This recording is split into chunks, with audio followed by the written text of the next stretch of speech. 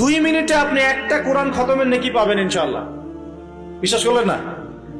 2 minute লাগবে খালি বলতে কুল হুয়াল্লাহু আহাদ আল্লাহুস সামাদ লাম ইয়ালিদ ওয়া লাম ইউলাদ ওয়া লাম ইয়াকুল লাহু কুফুয়ান আহাদ। 3 বার বলতে কয় মিনিট লাগবে? বড়জোর 2 মিনিট। 2 মিনিটে 3 বার পড়া সম্ভব সূরা ইখলাস। একবার পড়বেন কোরআনের 1/3 নেকি পেয়ে যাবেন ইনশাআল্লাহ। তাহলে 2 মিনিটে কোরআন খতম দেওয়া যায়? যায় কি যায় না? যায়, ফজিলত পাওয়া যায়। 2 মিনিটে আপনি বলতে পারেন আল্লাহুম্মা সাল্লি আলা মুহাম্মাদ ওয়া সাল্লিম। আমরা বলি না যে 10 মিনিট সময় দে, 10 মিনিট সময় বস, গল্প করি।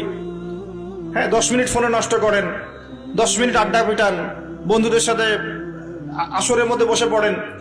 10 মিনিটে আপনি কোরআনের বিশুদ্ধ সূরাগুলো পড়তে পারবেন। 10 মিনিটে কমসে কম 100 বার পড়তে পারবেন সুবহানাল্লাহ সুবহানাল্লাহ সুবহানাল্লাহ।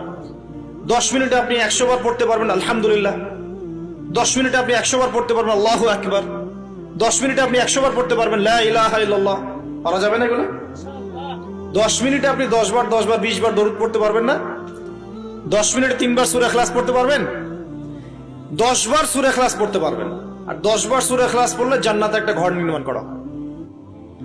10 বার সূরা ইখলাস পড়লে জান্নাতে ঘর পাওয়া যায় ইনশাআল্লাহ। তো সময়ের মূল্যায়ন করতে হবে কি হবে না?